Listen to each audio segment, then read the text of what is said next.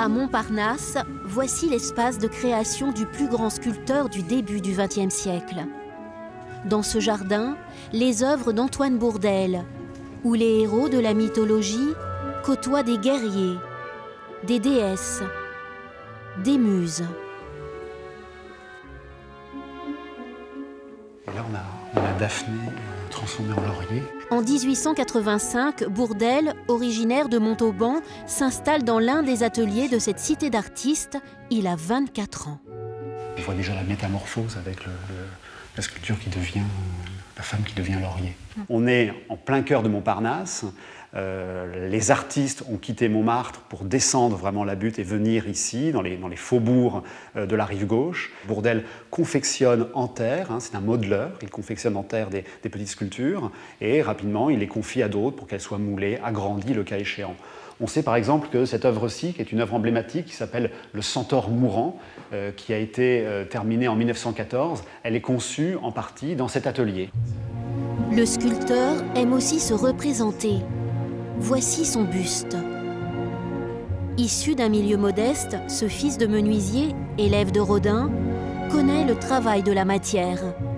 Parmi ses œuvres majeures, ses visages hurlants,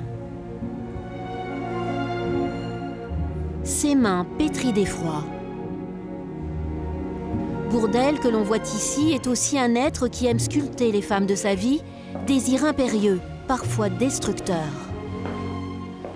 Là, on a Stéphanie Van Parijs, qui était d'abord son modèle, qui a posé dans l'atelier et qu'il a ensuite épousé.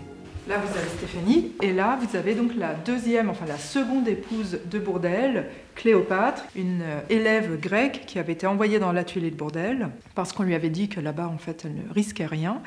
Et en fait, Bourdelle en est tombé très amoureux. Cléopâtre vivait ici, ils partaient en vacances tous les trois. Le ménage à trois, en quelque sorte, n'a pas duré.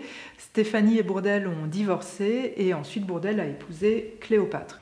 Cette œuvre a longtemps orné les cahiers des petits écoliers. L'Héraclès Archer a apporté le succès dans la vie d'Antoine Bourdelle. Nous sommes en 1909, l'artiste est incontournable, il est appelé pour tous les projets. Il va enfin réaliser son rêve de sculpture et d'architecture. L'aboutissement dans la carrière de Bourdelle, c'est le théâtre des Champs-Élysées. On lui confie la façade ornée de marbre, la grande frise, les bas-reliefs. L'architecte Perret, qui introduit ici le béton à Paris, confie aussi à Bourdelle le décor de l'Atrium.